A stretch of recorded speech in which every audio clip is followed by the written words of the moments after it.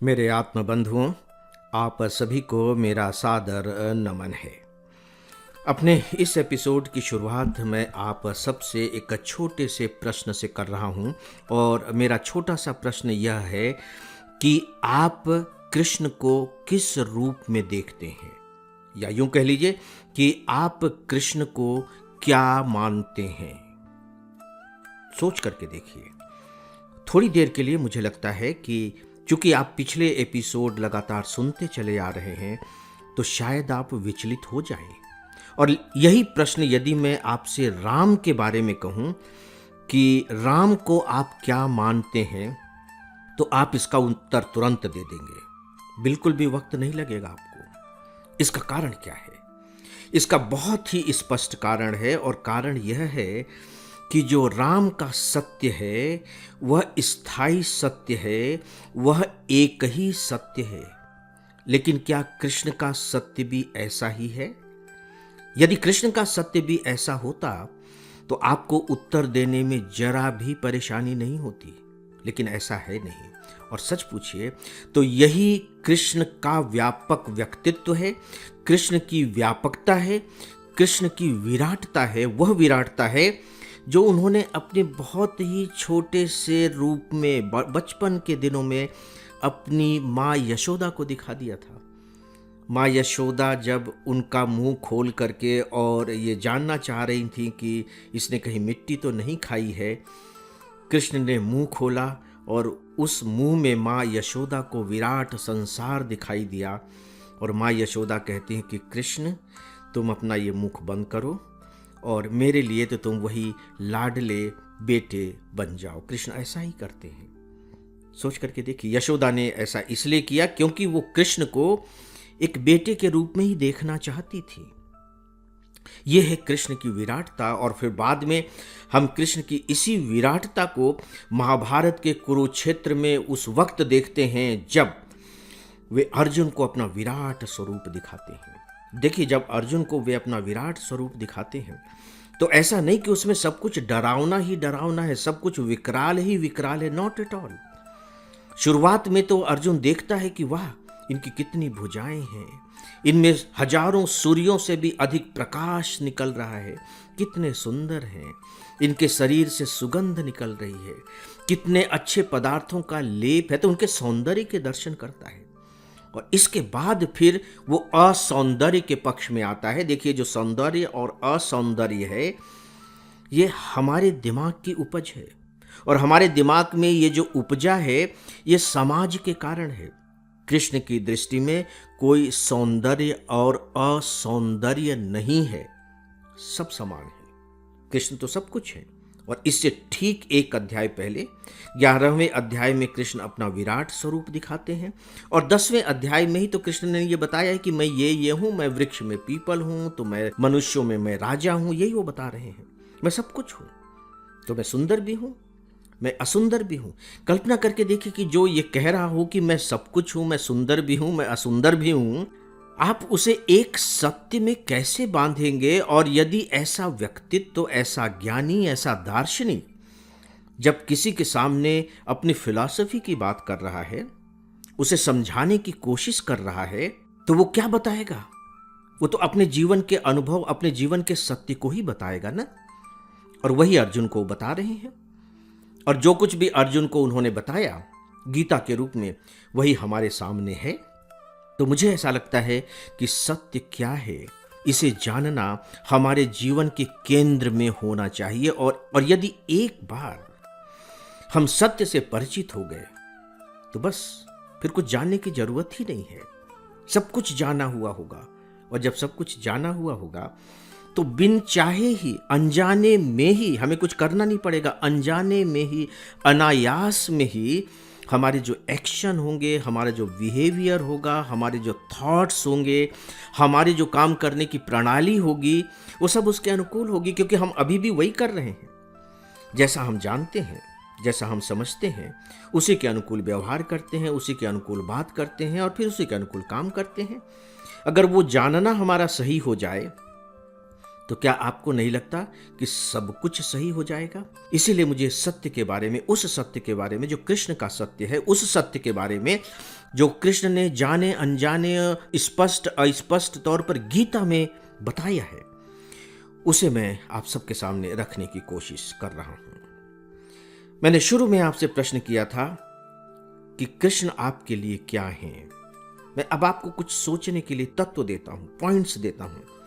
इनके आधार पर आप कृष्ण के बारे में सोचने की कोशिश कीजिए और फिर समझने की भी कोशिश कीजिए, क्योंकि कृष्ण को सोचना एक बात है और समझना बिल्कुल ही अलग बात है। इसलिए क्योंकि कृष्ण एक साथ दो चरम बिंदुओं पर हैं, दो चरम बिंदुओं पर हैं।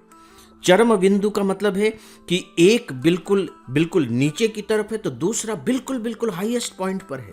एक लोएस्ट, एक बिल्कुल हाईएस्ट। उदाहरण के तौर पर कृष्ण रसेश्वर हैं, रसों के ईश्वर हैं। क्यों रसेश्वर हैं आप जानते हैं। कृष्ण प्रेम करते हैं, कृष्ण बांसुरी बजाते हैं, कृष्ण नृत्य करते हैं, तो ये सब तो रस ही है ना। कृष्ण रास लीला करते हैं, तो कृष्ण रसेश्वर हैं, रस से भरे हुए हैं। लेकिन आखिरी में हम जाकर के उन्हें किस रूप में देखते हैं। रसेश्वर योगेश्वर में परिवर्तित हो गया। और गीता का जो अंतिम श्लोक है, उस अंतिम श्लोक के शुरू के दो शब्द हैं यत्र योगेश्वर कृष्ण। नृत्य करने वाले कृष्ण, रसिक कृष्ण गीता तक पहुंचते पहुंचते योगेश्वर कृष्ण बन जाते हैं। क्या ये दो चरम बिंदु नहीं हैं? इसमें से आप उन्हें क्या मानेंगे? कृष्ण नर्तक हैं, लेकिन क्या सिर्फ नर्तक हैं? और सामान्य नर्तक नहीं है।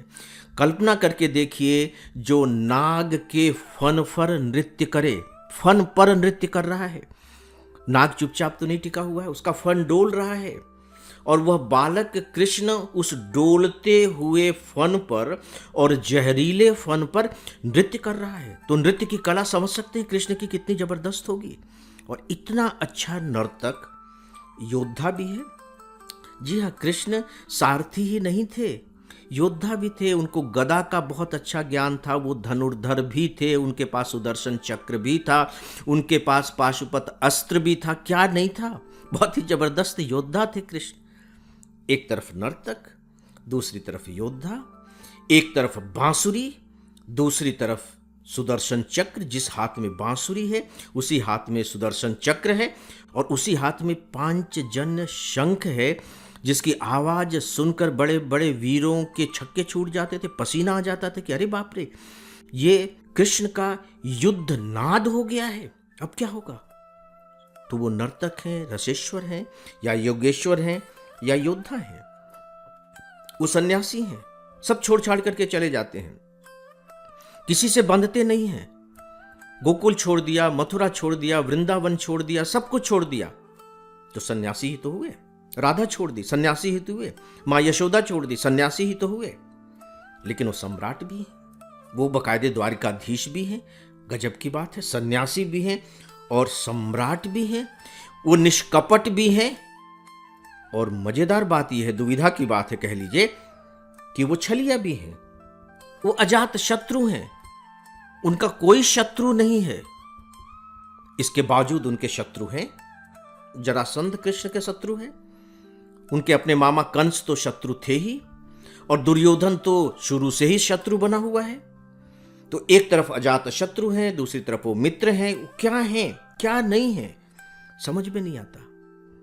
प्रेमी है राधा कृष्ण के स्वरूप की हम पूजा करते हैं, तो प्रेम की पूजा है, प्रेम के स्वरूप की पूजा। याद रखिए कि हम कृष्ण और रुक्मणी के स्वरूप की पूजा उतनी पॉपुलर नहीं है जितनी कि राधा और कृष्ण की पूजा पॉपुलर है। इतने बड़े प्रेमी हैं, लगता है कि प्रेम की इसी भावना ने ही उन्हें ईश्वर बना दिया। लेकिन दूसरी तरफ तो निर्मोही भी है, सब कुछ छोड़ छाड़ करके चल गए। गोपियों को रोने के लिए छोड़ करके चले गए। गोपियां तरसती रह गई, रोती रह गई, उन्हें एक बार मनाने भी नहीं आए, उनके आंसू भी पोंछने नहीं आए। क्या कृष्ण को याद नहीं आई होगी? याद तो आई होगी, लेकिन याद आने के बावजूद वो वापस तो नहीं लौट करके आए। तो निर्मोही तो हुए। लेकिन अगर निर्मोही थे तो राधा कृष्ण की प्रतिमा की हम पूजा क्यों करते हैं? इसलिए क्योंकि वो प्रेमी है। सोच करके देखिए, दिमाग खराब हो जाता है कि भाई ये कृष्ण हैं तो हैं क्या? हम कृष्ण के सत्य को जाने कैसे? हम कृष्ण को समझें कैसे? तो ये बात कृष्ण ने सिर्फ गीता में ही नहीं बताई है, जी कर बताई है। इस दर्शन को कृष्ण ने जिया है, लंबे समय तक जिया है। और जिस दौर में वो रहे और जितना लंबा जीवन उन्होंने जिया, उस पूरे के पूरे लंबे जीवन के जरिए उन्होंने ये बताया कि मैं सच में क्या हूं। वो दुर्योधन को माफ नहीं कर सके, लेकिन अपने ही हत्यारे व्याघ्र को माफ कर दिया। अंत में वो कहते हैं, ये कृष्ण के अंतिम वचन हैं। कृष्ण के अंतिम वचन मालूम है क्या है? कि यह तुम्हारी गलती नहीं है। जिस व्याघ्र ने कृष्ण को मारा तीर से, उससे कृष्ण ये कह रहे हैं कि यह तुम्हारी गलती नहीं है, यह तो होना ही था। डरो या दुखी मत हो। सोच के देखिए, ये कृष्ण है। लेकिन वो दुर्योधन को माफ नहीं कर पाते, वो जरासंध को माफ नहीं कर पाते। एक तरफ वो कुरुक्षेत्र में युद्ध कराते हैं, मारे जाते हैं 20 लाख लोग, और दूसरी तरफ कहते हैं कि मैं धर्म की स्थापना करना चाहता हूं। तो क्या लोगों के मारने से धर्म की स्थापना होगी? हत्या तो पाप कहा गया है। तो आप कृष्ण को क्या कहेंगे? हत्यारा कहेंगे या धार्मिक कहेंगे? जीवन का रक्षक कहेंगे या जीवन का भक्षक कहेंगे? सोच करके देखिए, मेरा तो दिमाग चकरा जाता है। लेकिन ऐसा तब होता है जब हम उनके स्वरूप पर विचार करें। और यदि हम उनके स्वरूप पर विचार करना शुरू कर देंगे तो मुझे ऐसा लगता है इस भौतिक जगत में जो कुछ भी हमें दिखाई दे रहा है, वे घटनाएं जो हमारे साथ घटित होती हैं, हमारे आसपास घटित होती हैं, उनके बारे में भी हम विचार करना शुरू कर देंगे। और जब विचार करना शुरू करेंगे तो इसमें कोई दो राय नहीं कि हम सत्य को प्राप्त कर लेंगे। और जैसे ही सत्य को प्राप्त कर लेंगे, अपने जीवन को प्राप्त कर लेंगे। इस एपिसोड में बस इतना ही। मुझे अनुमति दें। प्रणाम।